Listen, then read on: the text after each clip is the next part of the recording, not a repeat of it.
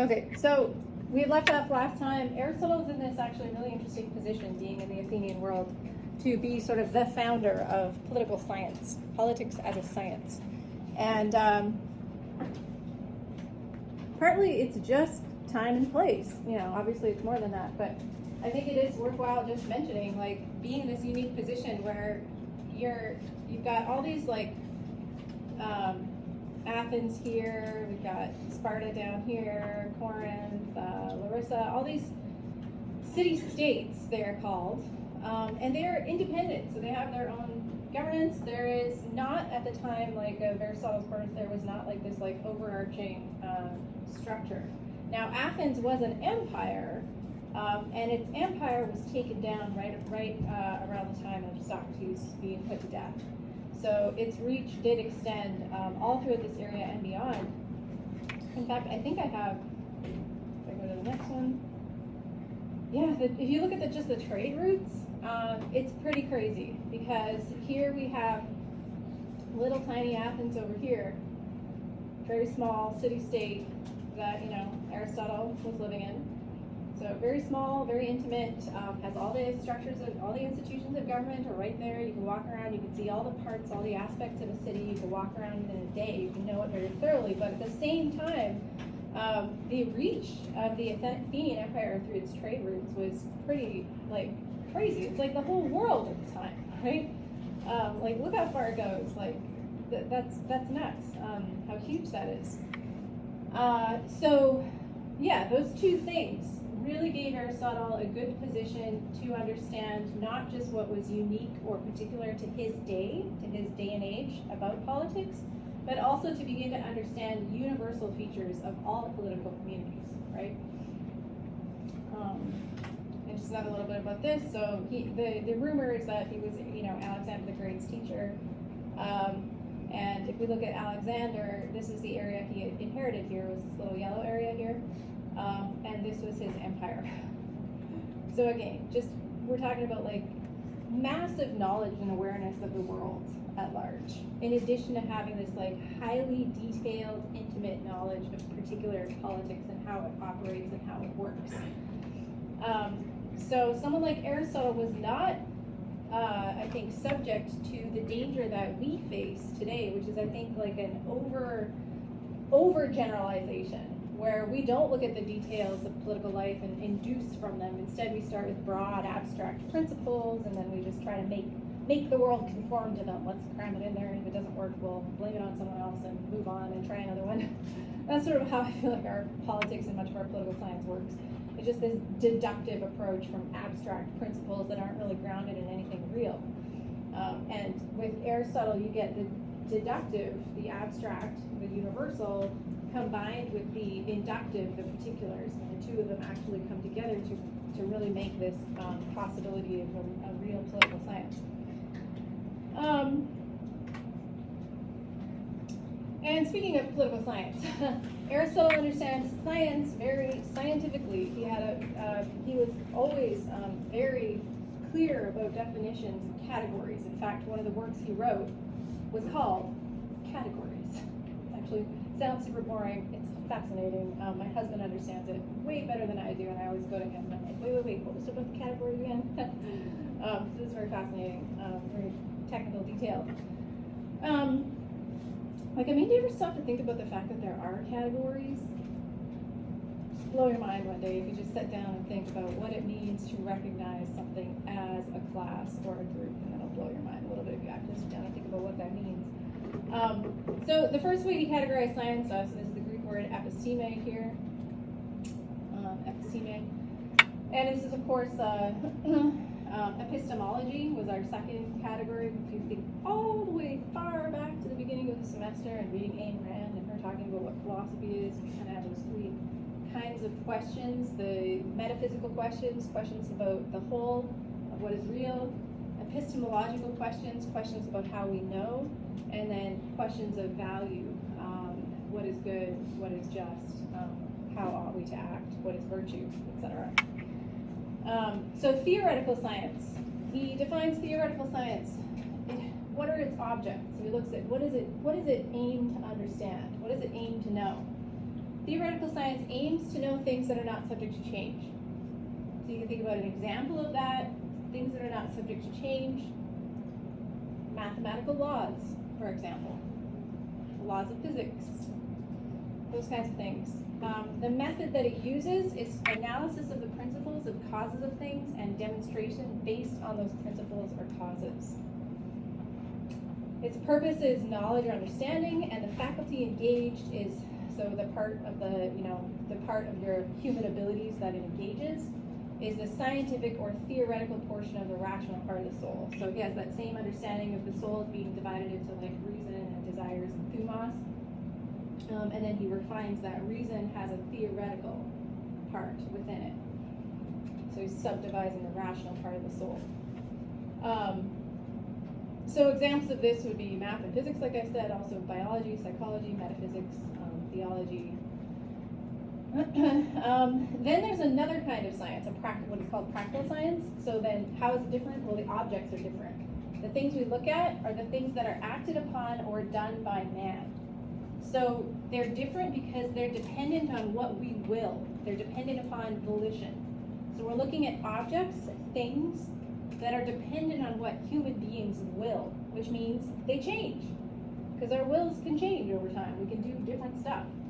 Not entirely predictable or regular. So how do we look at those kinds of objects that are subject to human volition? We use a dialectical mode of analysis, where, what is this? You take an opinion, you examine it, and then you refine it.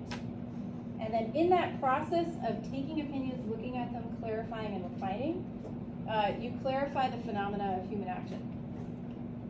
And what is the purpose of this activity? You're not going to get knowledge particularly, because knowledge, you can't have knowledge of something that changes over time. You can't have the same precision of knowledge. That doesn't mean you can't know anything. It just means that the kind of precision and level of certainty that you can get from theoretical science, you cannot get in practical science, because the objects change.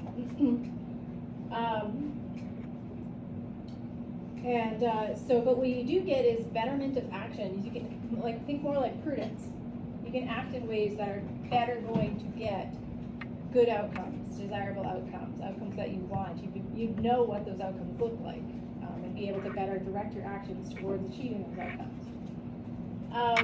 The faculty that you use, there's a part of the human being that's used, is the calculative or practical segment of the rational part of the soul. So you use reason, but there's a sort of more calculating, practical segment of that, which is what we call phronesis or prudence. So phronesis is the Greek word there, prudence is what we would call it. So examples of this would be ethics, which for Aristotle, really think of that as a science of character. So ethics comes from the word ethos, and ethos it means like habit, but particularly habitual things that you do that make who you are. So if you think about, we have all kinds of ideals or ideas about what we might want to be. We might have ideas about who we are. But when it comes down to it, you are what you do every day, right? Like the things you spend your time doing in a habitual way, that is what you are and become. So that's what when he says ethics, means that like process of formation of character through habitual daily action. The science of household management he would include, and political science. So political science is a practical science. So it's still science, meaning you can attain a kind of knowledge, but it's not a precise kind of knowledge because its object doesn't allow you to obtain precision in knowledge of the object.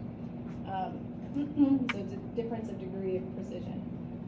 And he says in the intro, Carnes Lord, the edition that you have, the good of the individual cannot be conceptually separated from the good of the community. Political science is the architectonic or master science of practice because it establishes the framework within which all individual action takes place, or more precisely, because the city or the regime necessarily affects in fundamental ways the private behavior of individuals.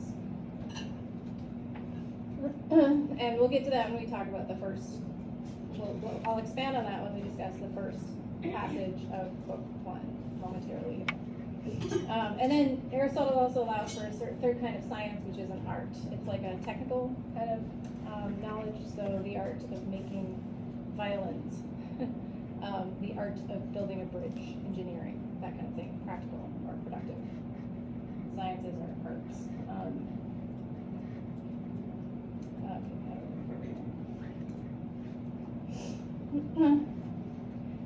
And another thing, key thing, understanding Aristotle and what his object is. What is it that he understands himself to be studying? And what he understands himself to be studying is regime, or politeia.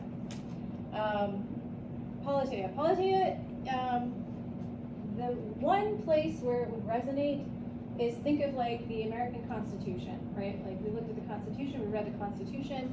It's like the formal structures that define America as a whole, that are like the founding or architectonic principles that give form and make America America, right?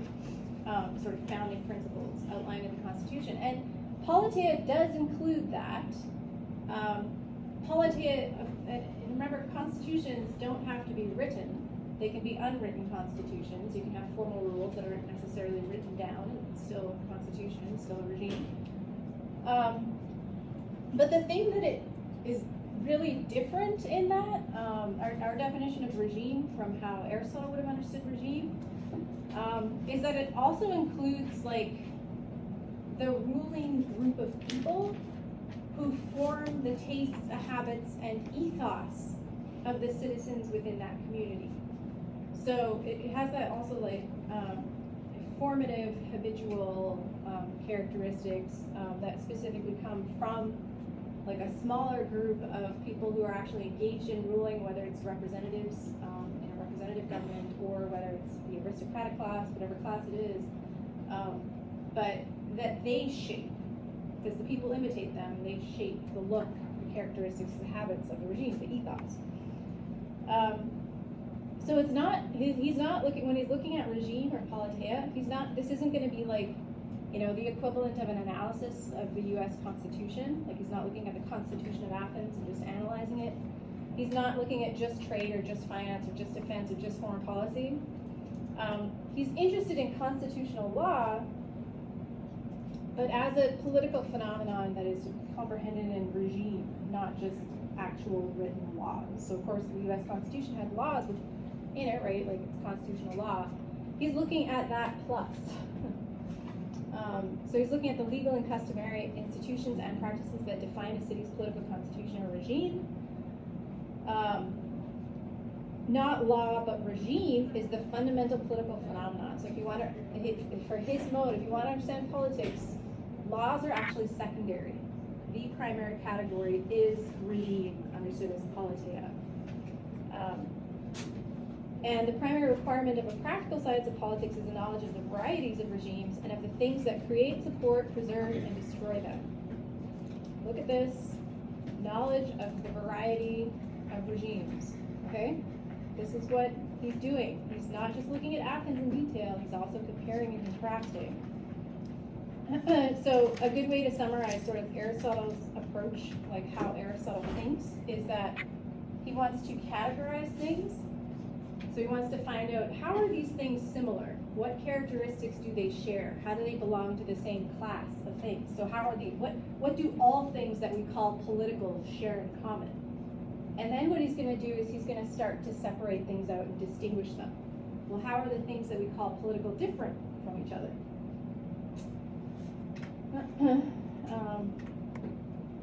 And then this is from a different book that he wrote, The Nicomachean Ethics.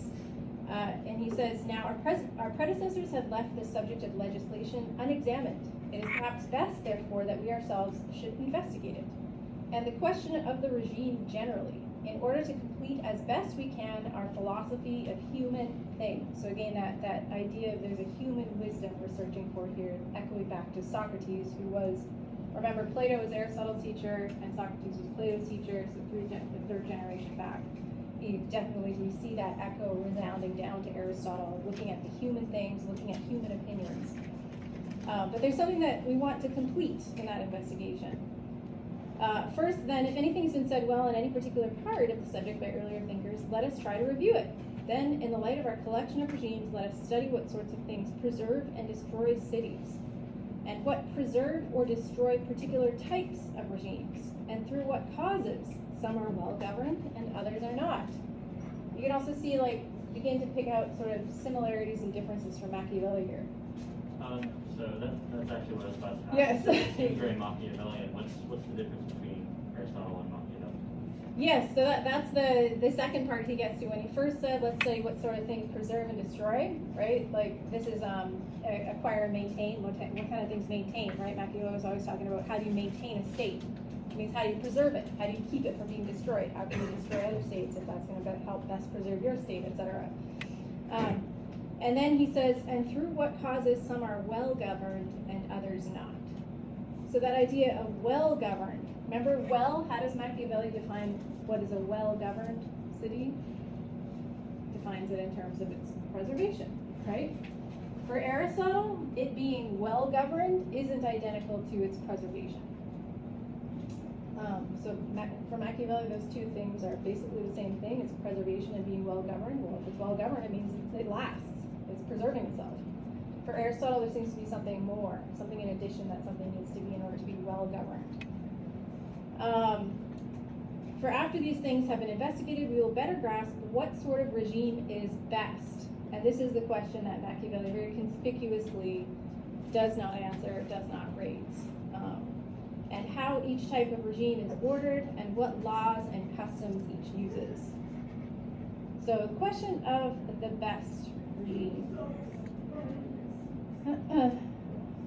And we're gonna, elaborate more on why the best I regime. just had a clarifying question on regime. So regime is like the principles that are even more central than the Constitution to founding?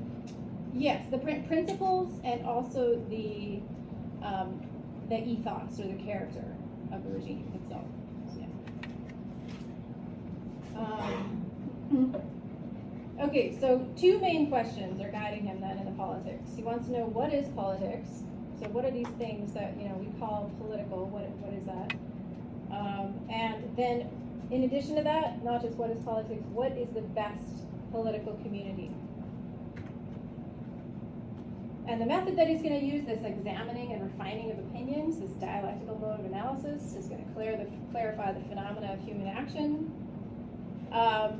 And he's going to look at the parts of the city coming into being, and this way we can see why its end is excellence. So he's going to look at its parts, what kinds of things, break it down into parts, how these parts come together to form the being that we call a political, or like a political being or city, and then see why its end is excellence. And all throughout this, you notice he's going to be referencing, he starts with what he has. This is, I think, a very important discovery. It seems so obvious, but I also think that it's something that's highly neglected today. While seeming obvious, it's a strange sort of paradox that we're in. This question of where do you start? You want to know something, you don't have that knowledge yet. How could you possibly know where to start when you don't even know the thing you're looking for, right? And he emphasizes the Socratic starting point. You can only start with what you have, and what you have are opinions about what politics is, opinions about what the best city is. So you start with those and you examine the opinions. Here's the structure of the politics. Remember, this is not actually, it may not be Aristotle's structure, so we're not going to make too much of this. But just so you have a sense, we're only reading books 1 through 4. You can at least get a sense of what comes after. So he starts off with the city and the household, this distinction, how they're the same, how they're different. And then book 2 is the views concerning the best regime. So he's going to look at opinions about the best regime. Then he's going to look at the city and the regime, varieties of, and then books 4 and 5, varieties of regime and what destroys and preserves them. Book 6 is the varieties of democracy and of political institutions. And book 7 and 8 deals with education, particularly, and best regime. So there's a lot we're missing out, you can see, but we're gonna at least begin. Book 1. So he says at the very beginning, what is a city?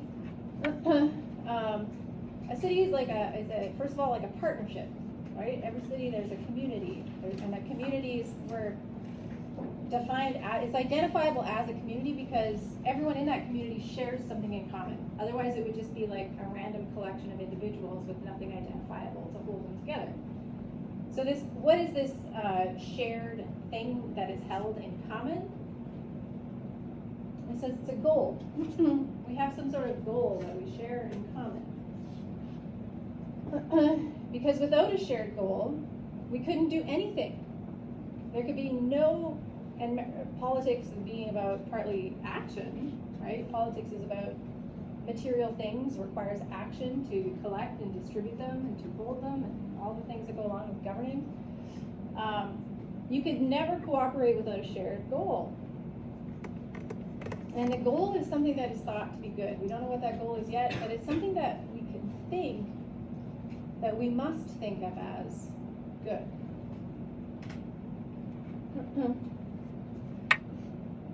And why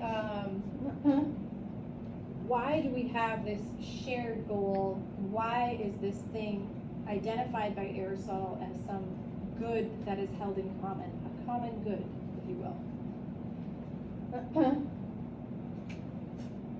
And so it's basically like, if we go through the argument for this, it's like, well, is Aristotle just asserting this, or what is the reason or basis for what he's saying? So he starts with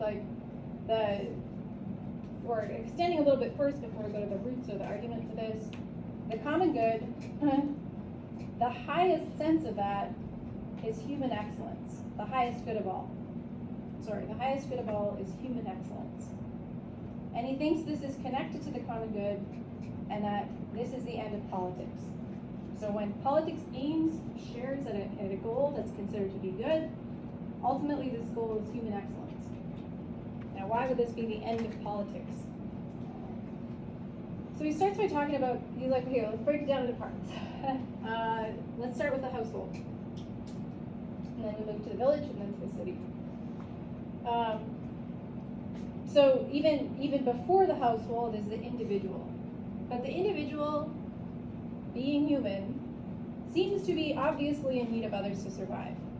So very quickly, it doesn't make sense in Aristotle's view to talk about the individual for long when you're trying to discover what politics is, because we can see that human beings are needy, we're dependent, we need others, and what keeps happening over and over again is that we find people in households. You don't find individuals sort of scattered all over nature, you find households. And of course this was the case for Greece, which was like forever in its past, like forever what would have been the memory of the people living at the time is tribal, right? People collect into tribes. And we see this all over the world, not just in Greece, so it seems to make sense that we need each other to survive, we reproduce, reproducing requires coupling, there's all kinds of dependence and neediness involved in human coupling, partly because of our large heads. The insanely large brains that we have means that we're born like really, really early in our development. Because if we were more developed like animals are when they were born, like they could just like sort of stand up and take care of themselves, basically we would never get out of the mother if we waited till that point. So the human being that is born very, very dependent, very difficult to take care of. It's called even like the first 3 months of a baby's life is called the 4th trimester. That's how dependent a baby is. So we start with this household. And the household is grows into like a collection of households which forms a village. And then the village can grow into more households and form ultimately a city. And then there's something that Aristotle thinks is different about the city from the household. Whereas one household is still really in a condition of being like dependent and needy, he thinks of the city as having a kind of self-sufficiency. So once a group or a community reaches a certain size, it gets to be self-sufficient. Self-sufficient, what does that mean? So the first sense of self-sufficient is that when a group or a community gets to a certain size, you can actually provide all the things you need to survive from within that group. So that just for survival. So just self-preservation, when a city is big enough that everything you need to survive is provided by that community, that's that first sense of being self-sufficient. It has everything needed for living. But there's a second sense that he adds a city is self-sufficient when you also have everything you need, not just for living, but for living well. And again, you can hear the echo of Socrates. Socrates says, like, the unexamined life is not worth living. So if you're living merely just for self-preservation and you haven't reflected upon what it is to live well, somehow your life is not self-sufficient, somehow it's defective or missing something. Aristotle shares that here. It's only in the city that we begin to live well. You can't have it just in a household, you can't have it just in a little village. There's something about the city that allows us to live well as human beings. And understand what Aristotle is thinking about this. We can go to what Aristotle calls the four causes. So basically when, remember, like, we were looking at the theoretical and the practical sciences, and we started off by saying, what are they looking at? What are their objects? And then you divide them on the basis of their objects being different, and your method suits the object that you're actually trying to understand, and the degree to which you can attain knowledge of it and the precision is dependent on the object. So when Aristotle's looking at an object, he's looking at it in terms of what are called the four causes. So every time you look at an object, you can take a tree, you can take a chair, you can take any object. You can understand it in terms of its material cause. So you're looking at it, you want to know what it is, you can look at what it's made of. It's matter. And if you're looking at a tree, that would be wood, right? Then you can look at the shape that that object has, the form. So this is its formal cause. What gives it its shape? And the shape of a tree is, having the trunk with branches. That's the form of a tree. Then you can look at the things which cause that thing to come to be. How did this thing get to be here anyways? And it's like with a tree, you would need to have the soil, the rain, the sun, etc. All those things are what are called agent causes. Or if you're looking at a chair, it would be like the person who made the chair is the agent cause of the chair. And if you wanted to truly understand the chair as an object, you would have to take that making of it into account, not just what it's made out of or its shape as a chair. The fact that it was made by a human is a part of understanding what it is to be a chair. Because you don't just walk out in nature and find chairs randomly strewn around, right? But the fourth cause is the what something is for. So for a chair, that would be for sitting. Final cause for a tree, I don't know, something like to take in carbon dioxide and to release oxygen, something like that, right? That's what it does, what it's for. And for Aristotle, the final cause is the most important because it indicates the thing as a whole. It indicates it as a complete thing. So the final cause makes it whole or complete. Now, to compare it once again to modern political science and with Machiavelli, who explicitly leaves off the forced cause, when we look at Machiavelli and he's looking at politics, is he looking at its material? Yes. Is he looking at its form? Yes. Is he looking at its formal cause? Also called the efficient cause? Yes. He looks at all those three things. What modernity explicitly does, it leaves off the final cause. So is there a reason why in modern politics we feel kind of restless, unsettled, incomplete? We project ourselves into the future. We are always thinking of new possibilities. This is kind of what it is to be modern, right? It's always be moving, always moving towards something, never quite attaining it. This is why, because modern politics explicitly deliberately leaves off the fourth cause. And that means that our politics does not have the same sense of self-sufficiency as Aristotle's conception of the city. It is not a fullness, it is not a completeness. Okay, so let's look at a bit more how do we define the nature of something. Okay, just some more examples of this. The order of nature, so you can look at the chemicals or minerals in inanimate bodies. This same concept of nature having an order reflected, I think I might have even talked about this one day in Genesis. Genesis chapters 1 and 2 gives the order of being, and then chapter 3 gives the moral order of being with the Adam and Eve story. But the idea that you could start off sort of like with just like chemicals, minerals, or inanimate bodies. And then plants add on top of that. Plants are all of those things. They're chemicals, minerals, and they have inanimate bodies, but they are added, something is added to those bodies that makes them animate. Animals have all the things that matter has, and material bodies, all the things that plants has, but it has something added to it. It's animate bodies with perception and desire, so a sense of consciousness added onto it. The plants do not have, or at least in the same way. And then humans, you could say humans, we have all those properties of minerals, we have all the properties of plants, all the properties of animals, but something is added on top yet, and that is that we have not just perception and desire, but self-consciousness. So we have rationality in a way that animals do not. And there, you can see this is arranged now in a hierarchy, because there's properties that are not shared by the things at the bottom at the top, but the thing on the top has all the properties of what is underneath. So that's what gives it its order. Nature isn't just a collection of random things, it actually has an order, and that order is hierarchical. Okay, so a little bit more about humanity. It's like the top of this hierarchy. What is the final cause? How does it, what is its purpose, or what is the end of the human being? So human nature includes all the elements beneath it, but it also has, for Aristotle, speech becomes really emblematic of what is distinctive about the human being. So we have speech, and we can talk about things like justice. We can talk about things like what is good. Like, notice, this is the entirety of Plato's dialogues. It's like nothing but speeches about what is just and what is good. And that's this human wisdom again, like what is it to be human?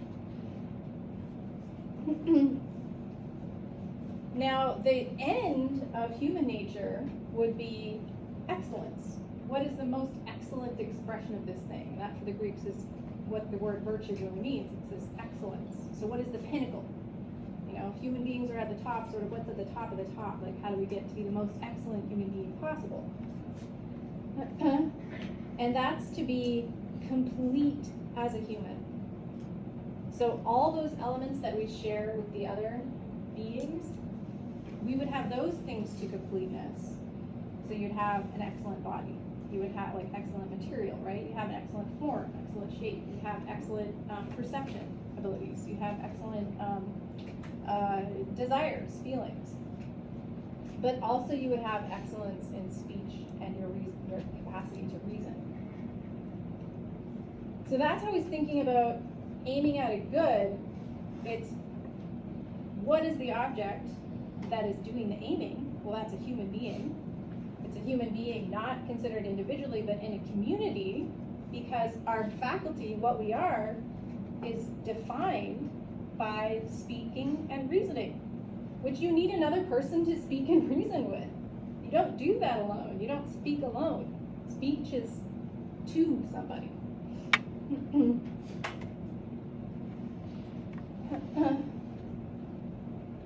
So this gets to Aristotle's sense of what we're looking at when we look at politics. We're looking at something natural,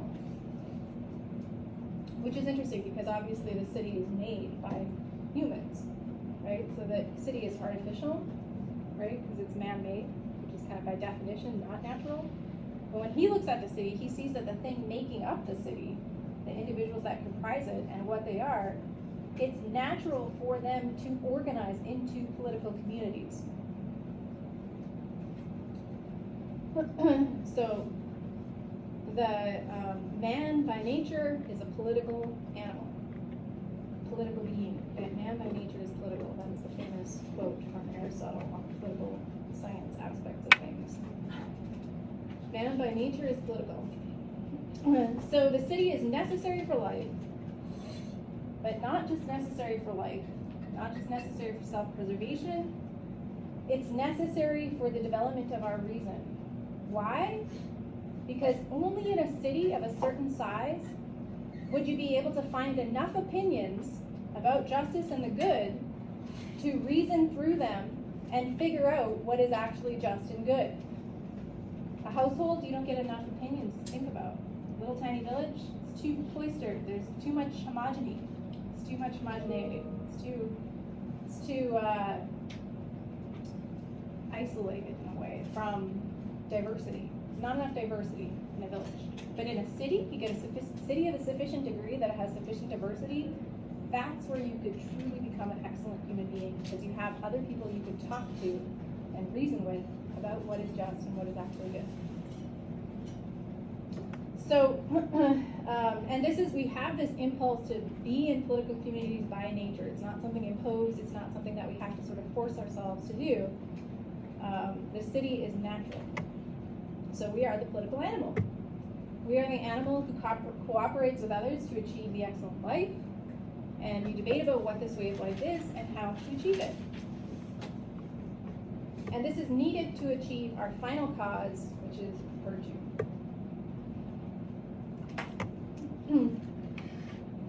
And he has this really great line here. Does anyone know what this image is here? Does anyone recognize that? Yeah. That's the Minotaur being killed, isn't it? That is the Minotaur. And who's this? Theseus, yeah. So if you notice the Minotaur is a famous Greek monster. And it's interesting because it's a hybrid. It has the body of a human, but the head of a bull. So can you think, why would that be monstrous to someone like Aristotle? Yeah. Because the bull doesn't have the capacity to reason. Exactly. It takes the thing that is distinctively human, which is your reasoning, speaking capacity, and it replaces it with the animal. So the animal on the human form is a monstrosity. It's an aberration of what ought to be there, some integrity or wholeness that ought to be there. It's an aberration. And it's interesting too that they think to put not just any head of any animal. Oh my gosh, I just had a flashback to The Office again. There's like one of the funniest scenes ever where Michael thinks that The Office is cursed. And so he's like imagining what they could make a sacrifice to break the curse.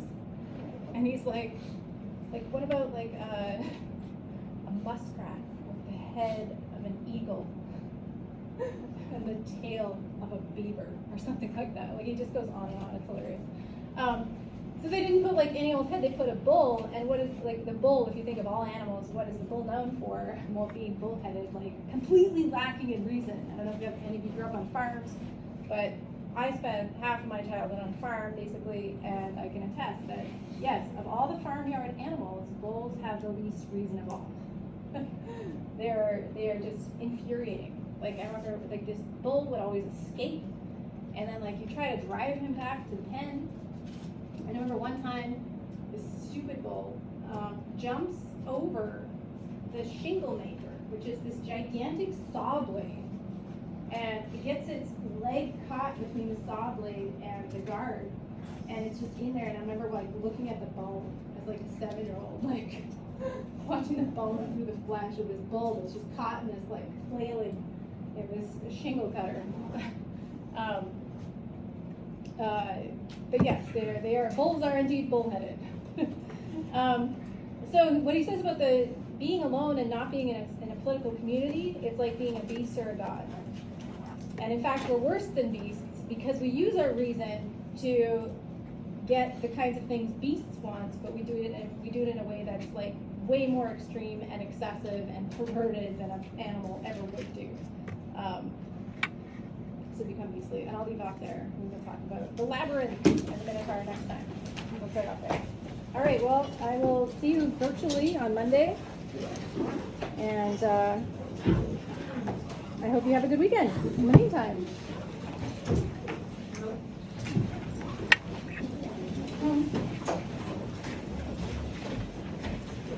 Namaste.